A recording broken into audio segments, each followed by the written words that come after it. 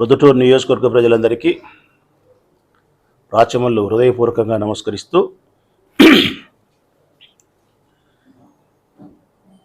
ఎప్పటికప్పుడు ఈ ప్రొద్దుటూరు పట్టణంలో జరిగే అభివృద్ధి చెప్తా ఉన్నా, పేదవారికి సంక్షేమ పథకాలతో మా ప్రభుత్వం ఉపయోగపడేది చెప్తా ఉన్నా, మీకు చేస్తూ ఉండే ప్రయోజనాలను కూడా ఎప్పటికప్పుడు మీతో పంచుకుంటూనే ఉన్నాను నేను. అది మంచినీళ్ళు ఇచ్చేదైనా, పార్క్ అభివృద్ధి అయినా, మరొక అభివృద్ధి అయినా, ఎగ్జిబిషన్ వచ్చినా, ఉచితమా మంచా చెడ్డ. అదేవిధంగా మాపై వచ్చిన విమర్శలకు కూడా ఏ విమర్శ సత్విమర్శ, ఏ విమర్శ రాజకీయ దురుద్దేశంతో చేసే విమర్శ, ఎందులో నిజాలున్నాయి, ఎందులో నిజాలు లేవు అనేది కూడా నేను స్పష్టంగా ఈ నియోజకవర్గ ప్రజలైన మీకు ఎప్పటికప్పుడు నేను చెప్తానే ఉన్నా. నేను ఎప్పుడు మిమ్మల్ని అభ్యర్థించేది ఒకటే, తెలుగుదేశం పార్టీ వాళ్ళు చేసే విమర్శలను, వారి వాదనను వింటూ ఉంటారు, నాపై వారు చేసే విమర్శలు నేను చెప్తా ఉండేది కూడా మీరు వింటూ ఉంటారు. నేను అడిగేది మాత్రం మిమ్మల్ని ఒక్కటే, ఎవరిది న్యాయం ఉందో విజ్ఞత కలిగిన ప్రజలారా మీరే ఆలోచించి నిర్ణయం తీసుకుంటూ ఉండండి. అబద్ధాలు చెప్పే వాళ్ళను నమ్మకుండా, విచక్షణా జ్ఞానాన్ని కోల్పోకుండా, వాస్తవానికి దగ్గరగా సత్యాన్ని మాత్రమే మీరు చూడగలిగితే మీ బిడ్డ రాచమల్లు శతకోటి వందనాలు మీకు. ఎందుకంటే గత 30 సంవత్సరాలుగా ఈ ప్రొద్దుటూరు నియోజకవర్గంలో లేని రాజకీయాలలో సరికొత్త విధానం చోటు చేసుకుంటూ ఉంది. తెలుగుదేశం పార్టీ ఇన్ఛార్జిగా ప్రవీణ్ కుమార్ రెడ్డి వచ్చిన తర్వాత ప్రవీణ్ కుమార్ రెడ్డి నమ్ముకునే ఆయుధం అబద్ధం. అతని దగ్గర ఇంకా రెండో ఆయుధమే లేదు ప్రజలారా, ఏది లేదు. ప్రజా సమస్యల పరిష్కారం కోసం ప్రయత్నించడము లేదు, ప్రభుత్వం మీద, ప్రభుత్వ విధి విధానాల మీద ప్రజల కోసం యుద్ధం చేసింది లేదు, తండ్రులు తాతలు సంపాదించిన ఆస్తిని ఈ ఊరి ప్రజల కోసం, మంచి కోసం ఖర్చు చేసే విధానము లేదు. తెలుగుదేశం పార్టీ జెండా పట్టుకునే కార్యకర్తలను, నాయకులను బలోపేతం చేయడానికి తన నాయకత్వ లక్షణాలతో ప్రభావితం చేసే విధి విధానము లేదు. ఒక్క మాటలో చెప్పాలంటే అతని దగ్గర ఉన్న ఏకైక అస్త్రం అబద్ధం చెప్పడం. ఆ అబద్ధాన్ని కూడా ఆగిత్యంగా దక్కినట్టు చెప్పడం. ఈ అబద్ధాలు కూడా ఎట్లుంటున్నాయి అని చెప్పి అబద్ధాలంటే ప్రజలు నమ్ముతారా నమ్మరా అనేది కూడా మర్చిపోయినాడు. ఏదైనా సరేగా వైఎస్ఆర్ కాంగ్రెస్ పార్టీ నాయకుడు రాచమల్లుకు నష్టం చేసేదానికోసం ఎంత పచ్చి అబద్ధమైనా సరే, ఎంత విడ్డూరమైన అబద్ధమైనా సరే చెప్పడం అలవాటు చేసుకొని ఈ ప్రొద్దుటూరు నియోజకవర్గంలోని 30-40 సంవత్సరాల రాజకీయాన్ని కలుషితం చేసినాడు. ఇంత అబద్ధాలు, ఇంత ఆగిత్యము, ఇంత దక్కినట్టు, ఇంత వ్యక్తిగత దూషణ, వ్యక్తిగత వ్యక్తిత్వాన్ని హననం చేసే విధానం ఒక్కరోజు కూడా రమణారెడ్డి గారు చేయలే, వరదరాజిరెడ్డి గారు చేయలే, లింగారెడ్డి గారు చేయలే, కొవ్వూరు రమేష్ రెడ్డి వాళ్ళు కూడా చేయలే, ఎవ్వరు చేయలే. ఫస్ట్ టైం ఇతను మాత్రమే ఈ సిద్ధాంతానికి తెరదీసినాడు. అక్కడికి మేము ఓర్పుగానే 2 సంవత్సరాలుగా 3 సంవత్సరాలుగా నోటికొచ్చిన ప్రతి అబద్ధం చెప్తా ఉంటే 20 సార్లకు ఒక్కసారి నేను స్పందించి, మిగతా సార్లు ఎవరో మా వాళ్ళు చెప్పడం, కొన్నిసార్లు వదిలేయడం, ప్రజలే గుర్తిస్తారులే అని చెప్పి. ప్రొద్దుటూరులో ఇన్కమ్ ట్యాక్స్ దాడులు జరిగితే ఎమ్మెల్యే పట్టించినాడు. ఎమ్మెల్యేకి ఏం అవసరం ఉంటుంది? ప్రొద్దుటూరులో ఉండే ధనవంతుల పైన ఇన్కమ్ ట్యాక్స్ వాళ్ళు, ఢిల్లీ వాళ్ళు మరొకరు వచ్చి దాడి చేస్తే ఏం సంబంధం? నాకు సంబంధం కదా దేవుడు ఎరుగు. నాకేం ప్రయోజనం ఉంటుంది? నా ఊరోళ్ళను పట్టుకుంటే నాకు మంచిదే? రేపొద్దున వాళ్ళు నాకు ఓటేస్తారా నేను పట్టిస్తే? పోనీ పట్టించిన వాళ్ళలో తెలుగుదేశం వాళ్ళు ఎవరైనా ఉండారా? బుషెట్టోళ్ళు తెలుగుదేశమా? బుషెట్టోళ్ళు వైఎస్ఆర్ పార్టీ? వ్యాపారస్తులు. ఆర్యవైశ్య ప్రముఖుడు, వ్యాపారస్తుడు. మిమ్మల్ని గౌరవిస్తారు, నన్ను గౌరవిస్తారు. ఓటు ఎవరికేస్తారో ఆ కన్యకా పరమేశ్వరికే తెలియాలి. ఇట్లా ఎంతమందినైనా ఏం ప్రయోజనం ఉంటుంది? ఇప్పుడు ఎన్నికల కమిషన్ ఆదేశాల మేరకు పోలీసులు ఓ 2 లక్షల రూపాయలు ఎక్కువ మించి ఉంటే పట్టుకొని సీజ్ చేస్తున్నారు. ఇది ప్రజలకు అసౌకర్యమే. ఇంకా నోటిఫికేషన్ రాలే. స్పందించింది నేను, పోలీసులకు విజ్ఞప్తి చేసింది నేను, ప్రజలను హుషారుపరిచింది నేను. పోలీసులు మరీ ఎక్కువ దాడులు చేస్తే కొద్దిగా రియాక్ట్ అయ్యి బంగారంగల దగ్గర పోయి వారికి రక్షణగా ఉండి విజ్ఞప్తి చేసింది నేను. ఎస్పీ గారితో మాట్లాడింది నేను. డీజీపీ గారితో మాట్లాడడానికి విజయవాడకు పోయింది నేను. నేనే చేయించిన, నేనే నిరసన చేస్తానా సానుభూతి కోసమని మాట్లాడితే ఏం సానుభూతి కావాలా నాకు? 2 సార్లు ఎమ్మెల్యే అయినా, 3ఓసారి ఎమ్మెల్యే కావడానికి అర్హత ఉంది. నా పార్టీ గుర్తించింది, టికెట్ ఇచ్చింది. నేను సేవ చేసింటే ప్రజలు ఓటేస్తారు. నేను అభివృద్ధి చేసింటే ప్రజలు ఓటేస్తారు. నేను శాంతిని నెలకొల్పింటే ఓటేస్తారు, లేకపోతే తిరస్కరిస్తారు. దీనికి సానుభూతి ఎందుకు?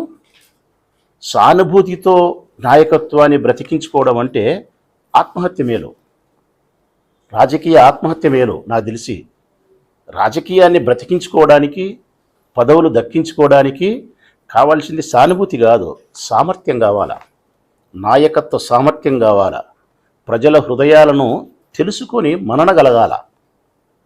అది రాచబొల్లకు తల్లి గర్భంలో నుంచి వచ్చింది. అదే విశ్వసించినా అట్నే ఓటేస్తారు. వారు ఏ తీర్పు ఇచ్చినా శిరసావిస్తా. అది ఎగ్జిబిషన్. నేను ప్రజలకు భారం ఉండకూడదు. ఏదో ఆ ఈశ్వరుని దయ వల్ల నాకు 10 రూపాయలు నా దగ్గర ఉంది. ఈ ఊళ్ళో ఉండే ధనవంతులతో పోలిస్తే నా దగ్గర 10 పైసలు లేదు, 10 పైసలు లేదు. కానీ ఆ చిన్నపాటి డబ్బైనా కానీ ప్రజలకు పెట్టాలనే ఉద్దేశంతో ఎగ్జిబిషన్ అంటే నేనే డబ్బు కట్టాలి మున్సిపాలిటీకి, ప్రవేశ రుసుము ఏదో అన్నా. దానికి ఇది ఇట్లా కాదు, అది అట్లా. లోపల దోశ 2 రూపాయలు ఎక్కువ అమ్మినారు, నీళ్ళ బాటలు 5 రూపాయలు ఎక్కువ అమ్మినారు. ఈ లెక్కంతా ఎమ్మెల్యేకి పోతుంది. ఏమన్నా న్యాయమా? నేను ఎగ్జిబిషన్కు 70 లక్షలు 60 లక్షలు ఊరికియడం ఏంది? నేను దోశ పెన్న పెట్టి దోశ వేసుకొని ప్రజలతో 2 ఏమన్నా అర్థమా? కరోనా వస్తే మీరు ఎవ్వరు లేరు. ప్రవీణ్ లేడు, ప్రవీణ్ కుటుంబం లేదు, తెలుగుదేశంలో ఎవ్వరూ లేరు. ఉండింది ప్రభుత్వ అధికారులు, వైఎస్ఆర్ కాంగ్రెస్ పార్టీ నాయకులు, కార్యకర్తలైన నా తమ్ముళ్ళు, నా చెల్లెళ్ళే ఉండేది. అన్న కోసము ప్రాణాలు తెగించి నా వెంట నడిచింది. ఇదిగో నా తమ్ముళ్ళు, నా చెల్లెళ్ళు నడిచినారు. ఆనాటి కమిషనరు, ఆనాటి ఎండిఓలు, ఆనాటి శానిటేషన్ వర్కర్లు, ఆనాటి పోలీసులు నా వెంట నడిచింది. మేము తెగించి ప్రాణాలకు తిరిగితే కోట్ల రూపాయలు నాకు సంబంధించిన నా తమ్ముళ్ళు, నా కౌన్సిలర్లు, నా వాళ్ళందరూ కూడా వారానికి ఒకసారి చొప్పున కూరగాయలని, పప్పు దినుసులని, బియ్యం అని, డబ్బులని రకరకాలుగా కోట్ల రూపాయలు పంచినాం.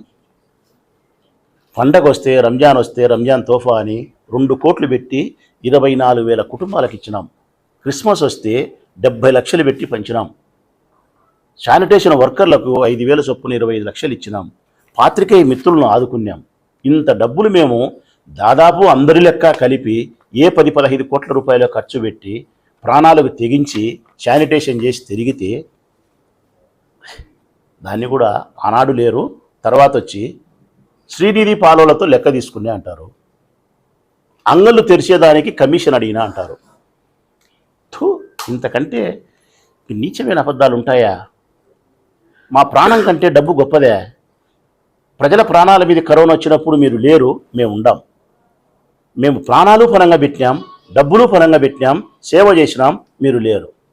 అభినందించకపోయి పాలలతో లెక్క తీసుకునే అంటావు, అంగలు తెరచాలంటే లెక్క తీసుకునే అని చెప్పి విస్తృతమైన ప్రచారం చేసి మాట్లాడినారు. ఇది ఎంత అబద్ధము, ఎంత వ్యక్తిత్వాన్ని హననం చేసే అబద్ధాలు. మట్కా, గుట్కా, క్రికెట్, జూదము, ఇసుక,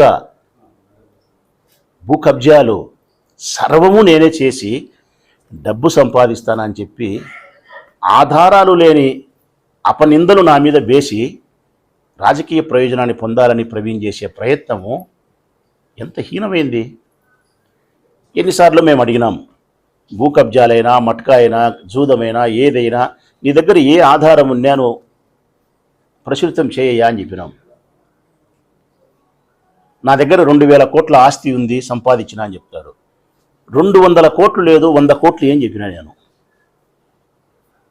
దానికి కూడా ఆ పిల్లోడు మాట్లాడేది, నీ దగ్గర 2,000 కోట్లు ఉంది నేను ఇస్తా 100 కోట్లు అనడు. 100 కోట్లు ఏ నుంచి వచ్చిందో చెప్పంటాడు. ఏంది ప్రజలారా ఇది? 100 కోట్లు ఏ నుంచి వచ్చిందంటే ఇయే కదా. పిల్ల మాటలు, పచ్చి అబద్ధాలు,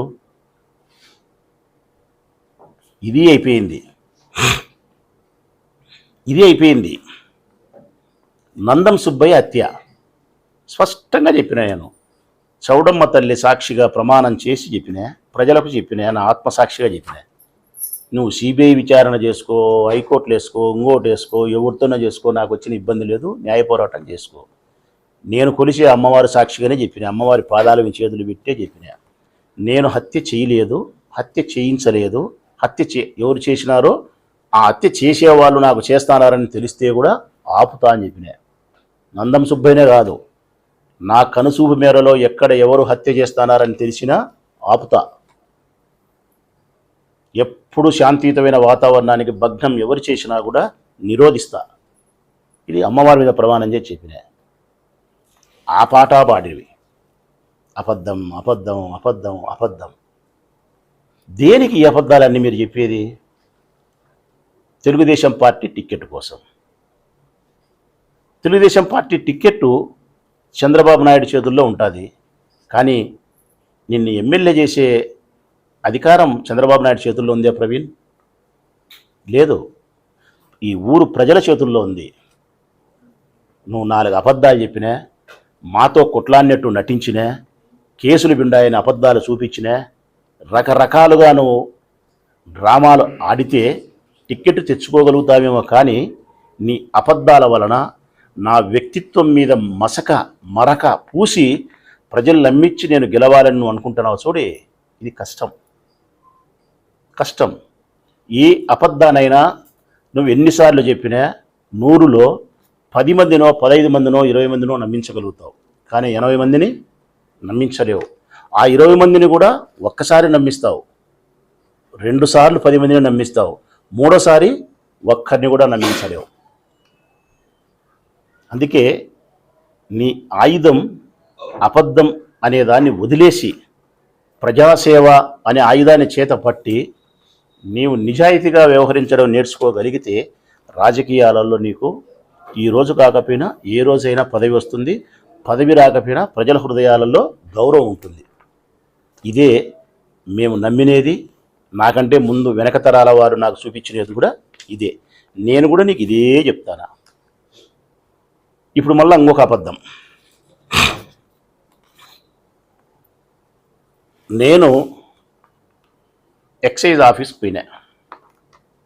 పుల్లయ్య అనే ఒక తొగట కులస్తుడు నాకు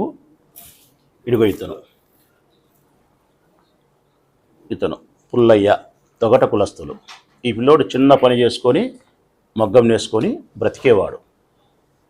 వాళ్ళ తల్లి మరణిస్తే కర్మకాండ 11వ రోజు చేసుకునే సందర్భంలో మన సాంప్రదాయం మీ అందరికీ తెలుసు.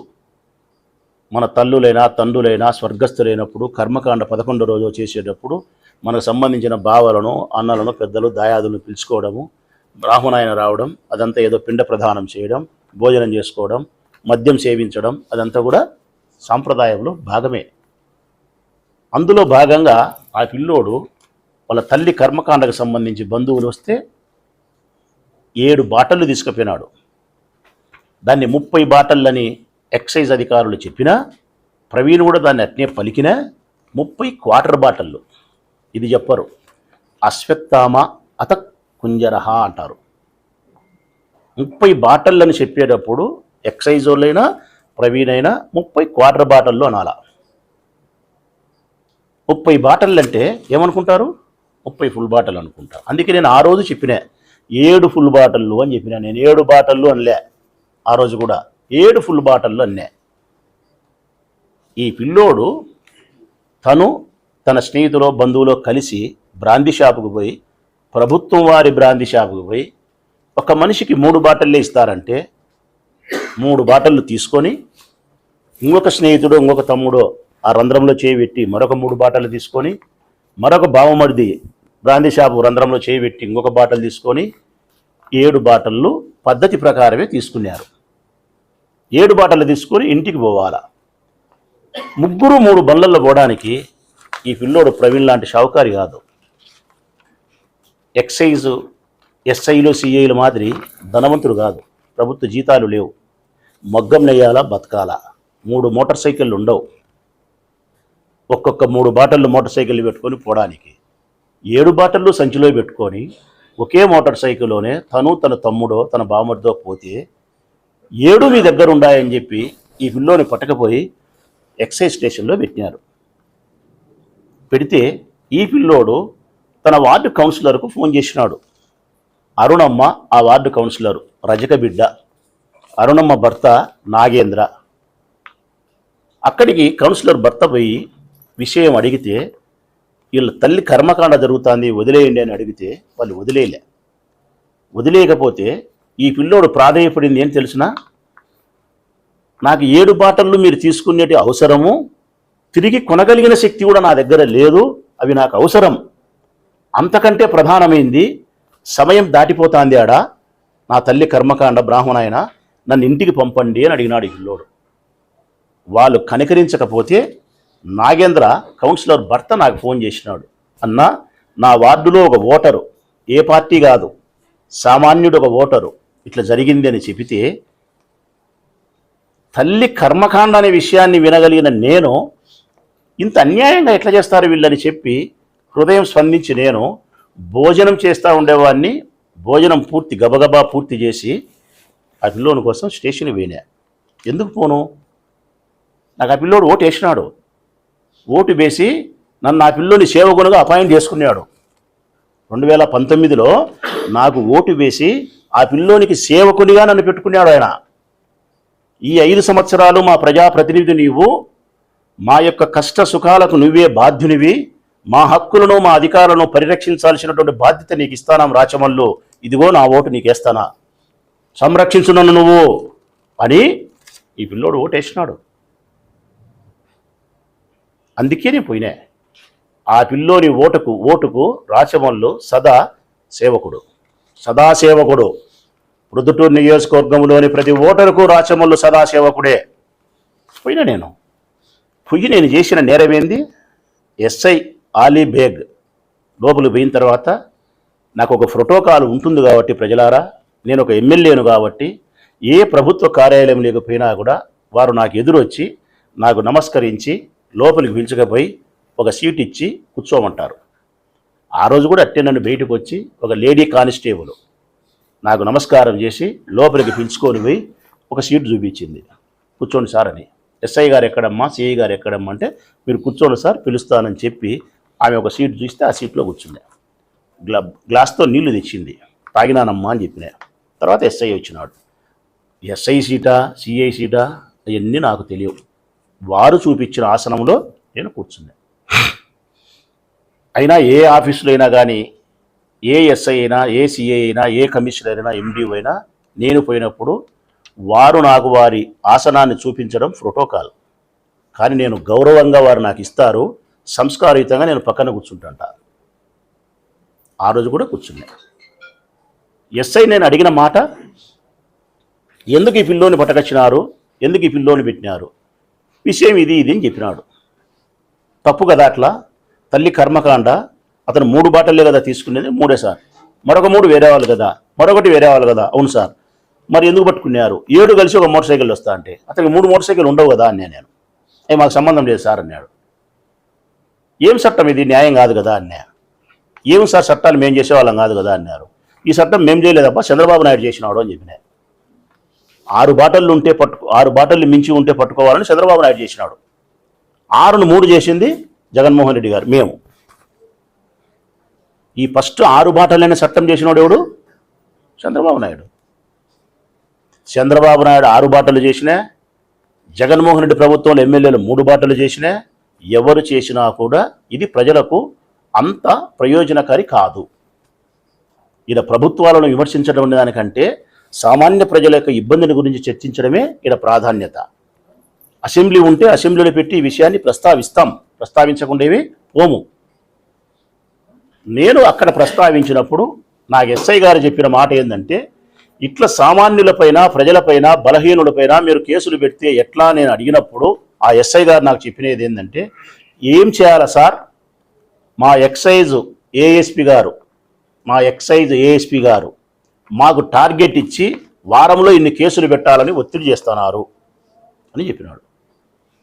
అప్పుడు నేను అన్నమాట, అంటే సామాన్యులు తప్పు చేయకపోయినా, బలహీనులు తప్పు చేయకపోయినా మీ టార్గెట్ కోసమని ఇటువంటి కారణాలు చూపించి కేసులు పెట్టడం అనేది ఏమి న్యాయమో, సామాన్యులపైన కేసు పెట్టే విషయంలో మీ ఏఎస్పీ కాదు, ఎస్పీ కాదు. ఇది నేను చెప్పిన మాట.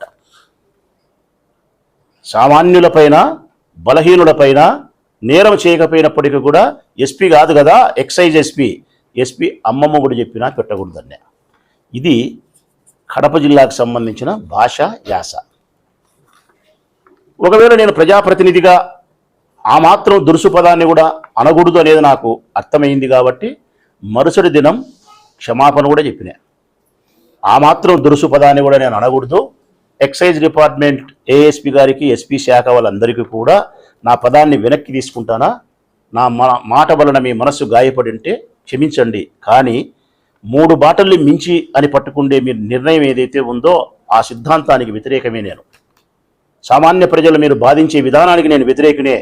ఆ సిద్ధాంతంలో మాత్రం మీతో ఎప్పుడైనా కొట్లాడతా. ఈరోజు మీరు పట్టకపోయినా కొట్లాడతా నా ఊరి ప్రజల కోసం. ఇది నేను చెప్పింది.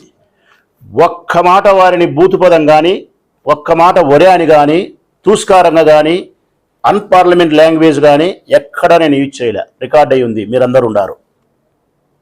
ఇది నేరం అన్నట్టు చూపించినాడు మళ్ళా ప్రవీణ్. ఏం చెప్తాడు ప్రవీణ్? ఈ పిల్లోడు మద్యం వ్యాపారం చేసేటోడు అని చెప్తాడు. ఈ పిల్లోడు మద్యం వ్యాపారం చేసే బెల్ట్ షాప్ అమ్ముకునేవాడు 30 బాటలు కొనబోతే మద్యం అమ్ముకునే వాని కోసం పోయినాడని చెప్పి ఈ పిల్లోడు మీద మాట్లాడతాడు. తొగట కులస్తుని పైన. బీసీ తొగట కులస్తుడు, మగ్గం నేసేవాడు బీదోడు. ఇది అబద్ధం కాదా? అంటే నన్ను బలహీనపరిచేదాని కోసం, 4 ఓట్ల కోసం, ఒక టికెట్ కోసం ఒక తొగట కులస్తుని పట్టుకొని, ఒక సామాన్యుని పట్టుకొని వాళ్ళమ్మ కర్మకాండకు బాటలు తీసుకుపోతా అంటే మద్యం వ్యాపారానికి తీసుకుపోతారని చెబితే ఎంత అన్యాయం ప్రవీణ్ ఇది. కేసు పెట్టాలా నా మీద? దానికి ఏమంటాడు మళ్ళా? రాచమల్లు రాజ్యాంగం నడుస్తుంది కాబట్టి పొద్దుటూరులో ఎమ్మెల్యే ఏం చెప్తే అది, ఇబ్రహీం ఆయన మాట వింటాడు, సిఏ ఆయన మాట వింటాడు, అందరూ వాళ్ళ మాట వింటారు. రాచమల్లు రాజ్యాంగం నడుస్తుంది, ఆయన మీద ఏం చేసినా కేసులు పెట్టారు అంటారు. నా రాజ్యాంగం నడుస్తుంది ప్రజలారా. రాచమల్లు రాజ్యాంగమే నడుస్తూ ఉంటే తెలుగుదేశం పార్టీకి సంబంధించి ఎవరి మీద మేము తప్పుడు కేసులు పెట్టినామో చెప్పమను. ముక్త్యారన్న మీద ఉందే? ఈవి సుధాకర్ రెడ్డి సార్ మీద కేసులు ఉన్నాయా? చెట్టిపల్లె ప్రభాకర్ రెడ్డి మీద ఉందే? సురేష్ నాయుడు మీద ఉందే? వరదరాజిరెడ్డి గారి మీద ఉందే? వారి తనయుడు కొండారెడ్డి మీద ఉందే? ఎవరైనా సరే ఒక్కరి పేరు చెప్పండి. ఎవరి మీద లేవు. నీ ఒక్కని మీద ఎందుకున్నాయంటే, నీ ఒక్కని మీద 10-11 కేసులు ఎందుకు ఉన్నాయి అంటే, లోకేష్ చెప్పిన మాటను పట్టుకొని ఎవరు 11 కేసులు ఉంటే వాడే నేను పెద్ద పదవి ఇచ్చా అని చెప్పినాడు కాబట్టి ఎట్నొకటి నువ్వు కేసులు పెట్టుకోవాలని ఇది గీరుకోని ఒక కేసో, అది గీరుకోని ఒక కేసో, ఆ కేసులు పెట్టుకొని ముందు టికెట్ తీసుకునే కాడికి వచ్చినావు. నువ్వు ధర్నాలు చేస్తే, మరొకటి చేస్తే, లేకుంటే బెనర్జీని హత్యా ప్రయత్నం చేస్తే, లేకుంటే మరొకటి చేస్తే, డాక్రా మహిళల మీద రాళ్లతో కట్టెలతో దాడి చేస్తే కేసులు పెడతారు. అవి వాళ్ళు చేయలే. ముక్త్యారు, ఈవి సుధాకర్ రెడ్డి, వరదరాజుడు వారు చేయలే కాబట్టి వాళ్ళ మీద పెట్టలే. నువ్వు చేసినావు కాబట్టి పెట్టారు. మరి రాచమల్లు రాజ్యాంగమే నడుస్తా అంటే నాకు తెలియక అడుగుతా, నాకు అత్యంత కావలసిన వాడు కాజా, మున్సిపల్ వైస్ చైర్మన్, ప్రోటోకాల్ ఉంది. నాకు తమ్మునితో సమానమని ఇప్పుడు కాదు, ఇంతకుముందు 100 సార్లు చెప్పినా. కాజా నాకు దూరం ఉన్నప్పుడు కూడా చెప్పినా వాడు నా తమ్ముడని. మరి కాజాను ఎస్పీ గారు కడపకు విచారణ పేరుతో పిలిచకపోతే, రాచమల్లు రాజ్యాంగం జరిగితే అధికార పార్టీలో ఉండే వైస్ చైర్మన్ పిలిచకపోతారా? ఏం నేరం చేసినాడని? క్రికెట్ బూకి. అతని క్రికెట్ బూకి ప్రస్తుతం కాదు, క్రికెట్ బూకి కాదు. స్పష్టంగా చెప్తున్నాం మేము. రాచమల్లు రాజ్యాంగం నడసలే, ప్రజాస్వామ్యం నడుస్తుంది. పోలీసులు స్వేచ్ఛగా పనిచేస్తున్నారు. ప్రొద్దుటూరు కడప జిల్లా రాచమల్లు రాజ్యాంగం నడుస్తా అంటే, ఈ పిల్లోని కోసం నేను స్టేషన్కి పోతే నా మీద కేసు పెట్టినారు. ఇది ప్రవీణ్కు తెలియదు, ఇది నా మీద కేసు పెట్టినారు. అధికార పార్టీ ఎమ్మెల్యే పైన సామాన్య ప్రజ కోసం స్టేషన్కు పోతే నా మీద కేసు పెట్టినారు. ఇంతకంటే డెమోక్రసీ, ఇంతకంటే పోలీసు నిష్పక్షపాతత, ఇంతకంటే పోలీస్ స్వేచ్ఛ వైఎస్ఆర్ కాంగ్రెస్ పార్టీ ప్రభుత్వమే ఇచ్చింది. జగన్మోహన్ రెడ్డి ఇచ్చినాడు, రాచమల్లే ఇచ్చినాడు. పొద్దుటూరులో అధికార పార్టీ ఎమ్మెల్యేను నేను. ఎస్, ఇది కూడా అంటారు అధికార పార్టీ ఎమ్మెల్యే అన్నాడని. అవునయ్యా, అధికార పార్టీ ఎమ్మెల్యే అన్న తర్వాత ప్రతిపక్ష పార్టీ ఎమ్మెల్యేకు అధికార పార్టీ ఎమ్మెల్యేకు వ్యత్యాసం ఉంటుంది. నేను అధికార పార్టీ ఎమ్మెల్యే అయినప్పటికీ కూడా ఎక్సైజ్ డిపార్ట్మెంట్ దగ్గరవే నేను ప్రశ్నించిన విధానానికి నా మీద 506, 353 పెట్టినారు. 506 అంటే చొరబడడం, వాళ్ళ ఎక్సైజ్ ఆఫీసులోకి నేను దౌర్జన్యంగా పోయినాను, కూర్చున్నాను, చేసినానని చెప్పి. 353 అంటే వారి విధులకు నేను ఆటంకం కలిగించిన అని చెప్పి పెట్టారు నా మీద. ఇది స్టేషన్ బెయిలే. 6 సంవత్సరాలు 7 సంవత్సరాలు ఎంతో శిక్ష ఉంటుంది, దానికి బెయిలే, స్టేషన్ బెయిల్ ఇస్తారు, నా మీద పెట్టినారు. మరి రాచమల్లు రాజ్యాంగం నడిస్తే ఒక ఎమ్మెల్యే మీద కేసు పెడతారమ్మా ప్రజలారా? మరి ఎస్పీ నిష్పక్షపాతంగా ఉన్నట్ట, ఇబ్రహీం నిష్పక్షపాతంగా ఉన్నట్ట, 3 టౌన్ ఎస్ఐ రమణ ఈ కేసు పెట్టినాడు. 3 టౌన్ ఎస్ఐ రమణ గారు నిష్పక్షపాతంగా ఉన్నట్ట, పక్షపాతమా? ఎక్కడికి నీ మాటలు? తెల్లవారి లేస్తే ఆ పిల్లోడు ఇబ్రహీం కలవరిస్తున్నాడు. ఈ జిల్లాలోనే ఇబ్రహీము బెస్ట్ సిఐ అని గుర్తింపు ఉంది పోలీస్ శాఖలో. ఈ జిల్లాలోనే ఇబ్రహీం గారికి బెస్ట్ సర్కిల్ ఇన్స్పెక్టర్ అని చెప్పి గుర్తింపు ఉంది వాళ్ళ పై అధికారుల దగ్గర. అట్లాంటి అధికారిని పట్టుకొని అవినీతిపరునిగా, పక్షపాతి వ్యక్తిగా, అసమర్థునిగా, ప్రభుత్వానికి బానిసవన్నట్టుగా బెదిరిస్తావు, బ్లాక్మెయిల్ చేస్తావు, హీనపరిచి మాట్లాడతావు. ఎన్నిసార్లు అతని వ్యక్తిత్వం పైన నువ్వు హననం చేసి మాట్లాడితే ఇబ్రహీం కాబట్టి భరిస్తున్నాడు నిన్ను. ఇది అయిపోయింది. భూమిరెడ్డి వంశీధర్ రెడ్డిని అరెస్ట్ చేయాలా, ఘర్షపాటి లక్ష్మీదేవిని అరెస్ట్ చేయాలా అని అదొక కథ. ఏంది ఆ కేసు ప్రజలకు తెలియాలా? పొదుపు సంఘాల్లో ఉండే మహిళలకు 40 లక్షల రూపాయలు ఈ పొద్దుటూరు తెలుగుదేశం పార్టీ పట్టణ మహిళా అధ్యక్షురాలు లక్ష్మీనారాయణమ్మ గారు ఎగరగొట్టి మోసం చేస్తే, ఆడవాళ్ళందరూ రోడ్డెక్కితే, ధర్నాలు చేసి కొట్లాడితే, పోలీస్ స్టేషన్లో కంప్లైంట్ ఇస్తే, ఏఎస్పీ విచారణ చేస్తే, సంబంధించిన మున్సిపల్ శాఖ విచారణ చేసి ఆమె 40 లక్షలో ఎంతో 50 లక్షలో డబ్బులు కొట్టేసింది వాళ్ళ అని చెప్పి రూఢి చేసి నివేదిక ఇచ్చినారు. అట్లా నివేదిక ఇస్తే నేను డబ్బులు కడతా అని చెప్పి ప్రవీణ్ చెప్పడం వలన, ఇదిగో మున్సిపాలిటీలో నివేదిక ఇచ్చినారు, నువ్వు డబ్బులు కట్టు అని చెప్పి పొదుపు సంఘాల మహిళలు ఒక 100-200 మంది ప్రవీణ్ ఇంటి దగ్గరికి వినారు. వాళ్ళు ఎవరు మా వాళ్ళు కాదు. మా ఇంటికాడికి వస్తారా మీరని చెప్పి వాళ్ళ నాయన ప్రవీణు మనుషులు రాళ్లతోనూ కట్టెలతోనూ దాడి చేసినారు వాళ్ళ మీద. ఎంటబడి కొడితే పరిగెత్తి కింద పడి ఆటోలు ఎక్కి ఆటోలు వీడియోలు మనం చూసినాం. ఆ సందర్భంలో వైఎస్ఆర్ కాంగ్రెస్ పార్టీకి సంబంధించినటువంటి మా వాళ్ళు ఈ 300 మందో 200 మంది ఆడవాళ్ళల్లో చెల్లెళ్ళు ఉంటారు, భార్యలు ఉంటారు, అమ్మలు ఉంటారు, అక్కలు ఉంటారు. వాళ్ళ కోసం పోయిన వాళ్ళు వీళ్ళు కొడతా ఉంటే వీళ్ళు కూడా ప్రతిస్పందన ఏర్పడింది. సో ఆ కేసుకు సంబంధించి రాచమల్లు రాజ్యాంగమే కనుక నడిచి ఉంటే, నేను అధికార పార్టీ ఎమ్మెల్యేను, నా వైపు తప్పు లేదు, వాళ్ళ ఇంటికాడ గొడవ జరిగింది, రాళ్లతో కొట్టినారు, కట్టెలతో కొట్టినారని చెప్పి వాళ్ళ మీద 307 మాత్రమే పెట్టాలా. కానీ ప్రజాస్వామ్యం నడుస్తుంది కాబట్టి, ఇక్కడ ప్రజాస్వామ్య రాజ్యాంగం నడుస్తుంది కాబట్టి వాళ్ళ మీద 11 మంది మీద 307 పెట్టినారు. ప్రవీణ్ నాయన వాళ్ళ మనుషుల మీద. కానీ రాచమల్లు మనుషులు ఎంతమందో తెలుసు నా ప్రజలారా? లెక్క ఎగరగొట్టింది వాళ్ళు, కట్టెలతో రాళ్లతో కొట్టింది వాళ్ళు, బాధితులు ప్రజల పక్షాన ఉండేది మేము. జరిగింది వాళ్ళ ఇంటి దగ్గర. పార్టీ మాది అధికారంలో ఉంది, నేను ఎమ్మెల్యేను. వాళ్ళు 11 మంది 307లో ముద్దాయిలు, నా వాళ్ళు 17 మంది ముద్దాయిలు. ఇది రాచమల్లు రాజ్యాంగమా?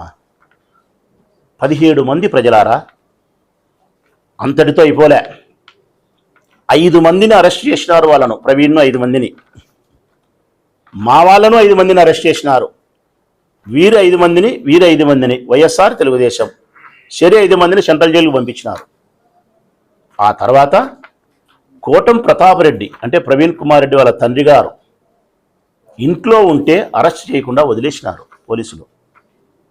పెద్దోడు 70 ఏళ్ళు ఉండాయి ముసలోడు అని చెప్పి మీరు కాల్లో కడుపులో పట్టుకుంటే వదిలేసినారు. రాచమల్లు రాజ్యాంగం నడిస్తే మీ నాయన బయటికి పోతాడా? పోలీసులు మంచోళ్ళు కాకపోతే మీ నాయన బయటికి పోతాడా? పోలీసులు దయార్థ హృదయంతో ప్రవర్తించినారు కాబట్టి, మీ తండ్రి వయస్సును చూసినారు కాబట్టి బయటికి పంపించి తక్కిన మీ 6 మంది ముద్దాయిలకు ముందస్తు బెయిల్ తెచ్చుకునేదానికి మౌనం దాల్చినారు. మీ నాయనతో పాటు మిగతా 5 మంది కలిపి మొత్తం 6 మంది యాంటిసిపేట్ బెయిల్ తెచ్చుకున్నారు. అంటే మీరు యాంటిసిపేట్ బెయిల్ తెచ్చుకోవాలంటే 20 రోజులు నెల సమయం పడుతుంది కదా. మరి ఆ 20 రోజులు నెల రోజులు పోలీసులు మీ వాళ్ళని అరెస్ట్ చేయలేదంటే అది రాచమల్లు రాజ్యాంగమా, పోలీసుల యొక్క మంచితనమా? ఏమనాలా? అక్కడికి అయిపోయింది. ఇక మా వాళ్ళల్లో 5 మంది పోతే 12 మంది ఉన్నారు. ఈ 12 మందిని మేము నేరం చేయలేదు, మా పేరు తొలగించండి అని ఎస్పీకి అర్జీ పెట్టుకున్నారు. మా వాళ్ళను సంరక్షించుకోవడం కోసం మేము పోయినాము, మా దగ్గర కట్టెలు కానీ రాళ్ళు కానీ మేము దాడులు చేయలేదు, మీరు వీడియో చూసి మమ్మల్ని తొలగించండి అని చెప్పి అర్జీ పెట్టుకున్నారు. ఆ అర్జీ ఆధారంగా ఆనాటి ఎస్పీ అంబురాజన్ గారు పరిశీలన చేసి విచారించి మీ వైపు న్యాయం ఉంటే న్యాయం చేస్తామని చెప్పినాడు. ఆ తర్వాత ఆ కేసును పక్కన పెట్టినారు. మేమేమనుకున్నాం, న్యాయం చేసి తొలగించినారేమో, మా పేర్లు లేవేమో అనుకున్నాం. ఇప్పుడు ప్రవీణ్ వచ్చి ఎందుకు వాళ్ళని అరెస్ట్ చేయలే మీరు పోలీసులను ప్రశ్నిస్తే, అప్పుడు కొత్త ఎస్పీ ఏంది ఆ కేసు అని విచారిస్తే ఆ కేసు అట్నే ఉంది. ఆ కేసు అట్నే ఉంది. ఇప్పుడు ఆ 12 మందిని అరెస్ట్ చేయమని ఎస్పీ గారు ఆదేశాలు. నిష్పక్షపాతంగా రాచమల్లు రాజ్యాంగం లేదు కాబట్టి 12 మంది అరెస్ట్ చేయమని. 12 మంది ముద్దాయిలు మా వాళ్ళు 2-3 కౌన్సిలర్లు ఉన్నారు. అందులో తప్పుడు కేసు బనాయించిన ఆనాడు వీళ్ళు ఇచ్చిన తప్పుడు పేర్లు ఘర్షపాటి లక్ష్మీదేవి ఇచ్చినారు, భూమిరెడ్డి వంశీ ఇచ్చినారు, ఎవరెవరో ఇచ్చినారు. మీరు కొట్టేటప్పుడు చేతులు అడ్డం పెట్టినా మీరు కేసు అంటే. ఈరోజు పోలీస్ శాఖ నిష్పక్షపాతంగా ఉంది కాబట్టి, మేము నిష్పక్షపాతంగా ఉన్నాం కాబట్టి, మా రాజ్యాంగం నడచలే కాబట్టి 12 మంది మా వాళ్ళు ఉంటే మీరేమో యాంటిసిపేట్ బెయిల్ తెచ్చుకున్నారు. ఈరోజు మా వాళ్ళేమో యాంటిసిపేట్ బెయిల్కి పోలే, ఎస్పీ గారేమో అరెస్ట్ చేయమన్నారు. మా వాళ్ళు 12 మంది ఊరు వదిలిపెట్టి బయటికి వినారు. ఊరు వదిలిపెట్టి వినారు. ఘర్షపాటి ఊర్లో లేదు, భూమిరెడ్డి వంశీధరుడు లేడు, వాడు అక్రము లేడు, వాడు గురుగాడు లేడు, మా కౌన్సిలర్ కొడుకు. ఊరు వదిలిపెట్టి వినారు. వదిలిపెట్టిపోయి హైకోర్టులో యాంటిసిపేట్ బెయిల్కి వేసినారు. వాళ్ళకి యాంటిసిపేట్ బెయిల్ రేపు వారంలో వస్తుందో రాదో తెలియదు, వాళ్ళని అరెస్ట్ చేయాల్సిందే అంటున్నారు ఆయన. మీ వాళ్ళకేమో యాంటిసిపేట్ బెయిల్ తీసుకున్నారు, మా వాళ్ళకేమో అరెస్ట్ అంటున్నారు.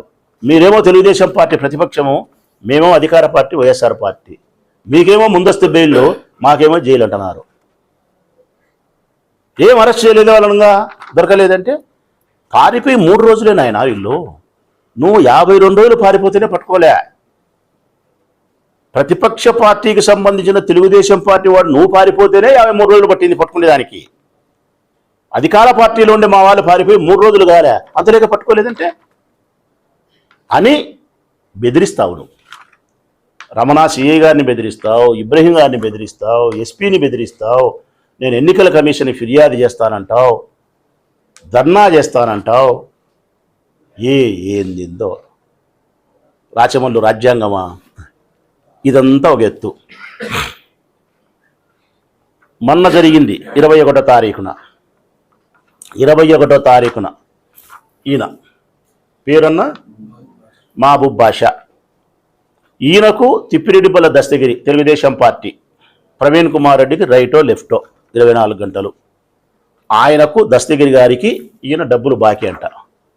డబ్బుల యొక్క ఆర్థిక లావాదేవీల నేపథ్యంలో ఈయనను ఎక్కడో రోడ్డులో గాంధీ రోడ్డులో ఎక్కడో మోటార్ సైకిల్లో పెట్టుకొని ఉంటే ఇతన్ని కొట్టి దౌర్జన్యంగా ఇతని మోటార్ సైకిల్ను అతని దగ్గర ఉండే మోటార్ సైకిళ్ళన్నీ ఎక్కించుకొని ఇతన్ని తీసుకొని కిడ్నాప్ చేసి దౌర్జన్యకరంగా పోయినారు.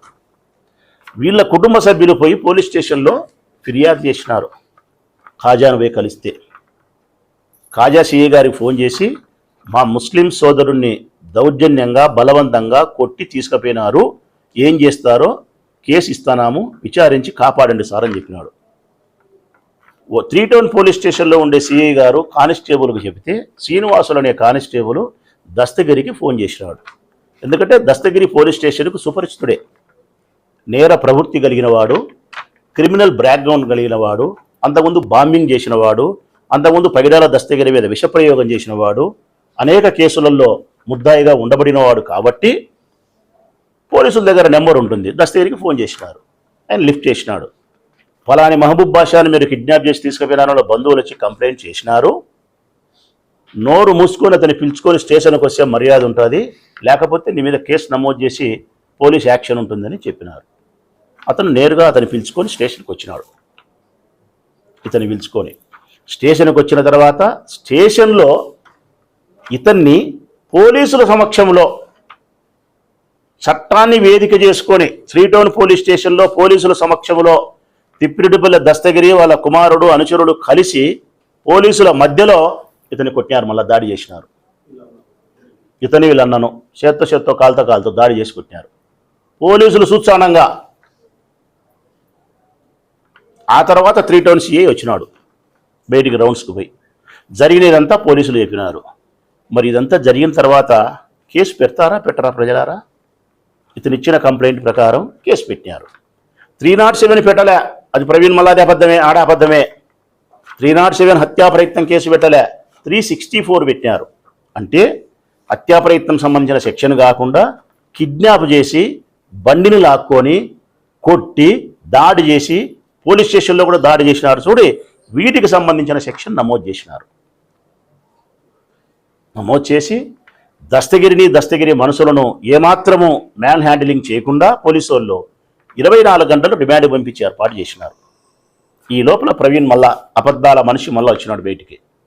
నేరుగా పోలీస్ స్టేషన్కి పోయి ఒక 20, 30, 40 మంది అనుచరులను పిలుచుకుపోయి పోలీస్ చట్టానికి విరుద్ధంగా 30 యాక్ట్ ఇంకొకటి వాళ్ళకి అమల్లో ఉంటుంది, చట్ట ప్రకారం పోలీస్ స్టేషన్ పోయి ధర్నా చేయకూడదు, పోలీస్ కాంపౌండ్ లేకపోయి ప్లే కార్డ్స్ పట్టుకొని ధర్నా చేసి పోలీసులను దూషించి పోలీసులను బ్లాక్మెయిల్ చేసి పోలీసులను క్వశ్చన్ చేసి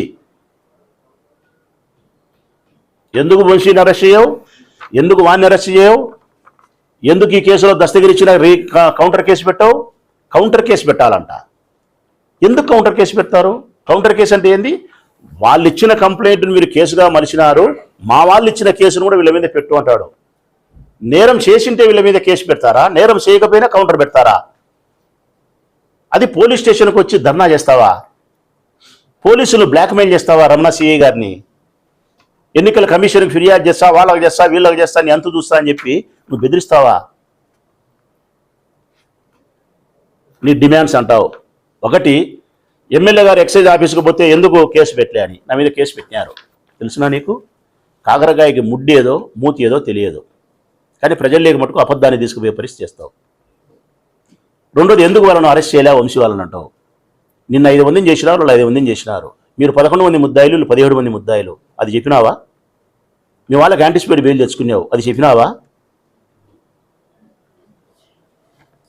బాటళ్ళు తల్లి కర్మకాండకు తీసుకపోతే మద్యం అమ్ముకునేవాడు అంటావా? అబద్ధం కాదా? అశ్వత్థామ అతక్ కుంజరహ అన్నట్టు ఇతని మీద 30 బాటళ్ళు అంటావు. 30 కాదు, 7 ఫుల్ బాటళ్ళు, 30 క్వార్టర్ బాటళ్ళు. పోలీస్ స్టేషన్లో దాడి చేసి మీరే ధర్నాకు దిగితే ఇది ఎవరి రాజ్యాంగమో ఎవరి ప్రజాస్వామ్యమో ప్రజలు అర్థం చేసుకోవాలా. కొట్టింది మీరే, ఇతన్ని స్టేషన్లో మళ్ళీ దాడి చేసి ధర్నా చేసింది మీరే. ఎన్ని అబద్ధాలు ప్రజలారా ఆయన చెప్పేది. పిల్లోడు పట్టుమని 40 సంవత్సరాల వయస్సు లేదు, కౌన్సిలర్ పదవి కూడా అలంకరించలే, ఇన్ని అబద్ధాలు పుట్టాడు అబద్ధాలు చెప్తున్నాడంటే నిజంగా ఈ పిల్లోనికి పదవి వస్తే ఈ ఊరు బ్రతుకుతుందే? ఈ ఊరిలో ఉండే ప్రజలు సక్రమంగా జీవించగలుగుతారా? రాజ్యాంగం రాచమల్లు, రాచమల్లు రాజ్యాంగము. నా రాజ్యాంగమే కానీ ఉంటే నా మీద కేసు పెట్టరు. నా రాజ్యాంగం కానీ ఉంటే ఇతని మీద దాడి చేసిన దాంట్లో ఇప్పటికి ధర్నా చేసిన దానికి ప్రవీణ్ మీద కేసు పెట్టలే. నా రాజ్యాంగమే నడిస్తే కోటం ప్రతాప్ రెడ్డి వాళ్ళ ఆయన జైలుకు వేయండు. నా రాజ్యాంగమే నడిస్తే మీ వాళ్ళు యాంటిసిపేట్ బెయిల్ తెచ్చుకోరు. నా రాజ్యాంగమే నడిస్తే నా వాళ్ళు 17 మంది ముద్దాయిలు గారు. నా రాజ్యాంగమే నడుస్తుంటే నా కౌన్సిలర్లు పరారిలో ఉండరు. నా రాజ్యాంగమే నడుస్తుంటే నా వైస్ చైర్మన్ కాజా విచారణకు తీసుకుపోరు. దయచేసి ప్రొద్దుటూరు పట్టణ ప్రజలందరికీ నేను హృదయపూర్వకంగా నమస్కరించి విజ్ఞప్తి చేస్తూ ఉన్నా. ఈ గెలుపు ఓటముల కంటే, ఈ రాజకీయ పదవుల కంటే సత్యము అసత్యము, వ్యక్తిత్వం లేని మనుషులు అనే ఈ ఒక్క వ్యత్యాసాన్ని మీరు మనస్ఫూర్తిగా కళ్ళతో కాకుండా హృదయంతోనూ బుద్ధితోనూ గమనించండి ప్రజలారా. ఎవరు అబద్ధాలు చెప్తున్నారు, ఎవరు సత్యం చెప్తున్నారు, ఎవరు మా సేవకులు, ఎవరు పదవుల కోసం ఆగిత్యం చేస్తున్నారు అనేది మీరు హృదయపూర్వకంగా మీ హృదయాన్ని తెరిచి చూడండి. నేను కానీ, నా పార్టీ కానీ, నా తమ్ముళ్ళు కానీ, నా చెల్లెళ్ళు కానీ అబద్ధాలు చెప్పినా, ఆగిత్యంగా మేము మాట్లాడినా మమ్మల్ని విస్మరించండి, మర్చిపోండి. మాకు ఓటే వేయొద్దు, రాజకీయ భూస్థాపితం చేయండి మాకు. కానీ ప్రవీణ్ చెప్పే అబద్ధాలను మాత్రం, ఇంత చిన్న వయసులో ఇన్ని అబద్ధాలు చెప్పి ఆ పిల్లోని మాత్రం ఒక కంటితో కాదు 2 కళ్ళతో మీరు గమనించమని మాత్రం నేను విజ్ఞప్తి చేస్తూ ఉన్నా. నాకు ఒక అభిప్రాయం ఉన్నది ఇంతకుముందు ప్రజలారా. పోలీసులు చాలా గట్టిగా ఉంటారు, ఉద్యోగ విధి నిర్వహణలో కఠినంగా ఉంటారు. అట్టి కఠినంగా ఉండేవాళ్ళు కూడా ఒక్కరికి భయపడతారు అనుకుంటానే. ఆ ఒక్కరు ఎవరంటే ఆడవారికి. ఆడవారంటే భయపడతారు. పోలీస్ స్టేషన్లో స్త్రీలు ఉన్నా, ఆడోళ్ళ కేసులన్నా భయపడతారు, పోలీసు వాళ్ళు జాగ్రత్తగా ఉంటారు అనేది నేను అనుకుంటున్నా. కానీ ఇప్పుడు నాకు ప్రవీణ్ తెలియజేసిన ఇదేంటంటే, పోలీసులు ఆడవారి కంటే ఎక్కువ భయపడేది ఎవరికంటే ఆగిత్యంగా ఎక్కువ ఎవరైతే అబద్ధాలు చెబుతారో, ఎవరైతే పోలీసుల మీద బెదిరించుకొని పిటిషన్లు అంటారో వాళ్ళకు భయపడతారు పోలీసులు అనేది నాకు అర్థమైంది. ఇప్పుడు పోలీసులు ఈ ప్రొద్దుటూరులో ప్రవీణ్ నోరు అంటే ఖచ్చితంగా భయపడుతున్నారు. అది నోరు కాదు, మున్సిపాలిటీ కాలవ. ఈ నోట్లో నోరు పెడితే కంపు కొడతాదని చెప్పి పోలీసులు గ్రహించినారు. ఎందుకంటే అంత ఆగిత్యంతో కూడిన అబద్ధాలు.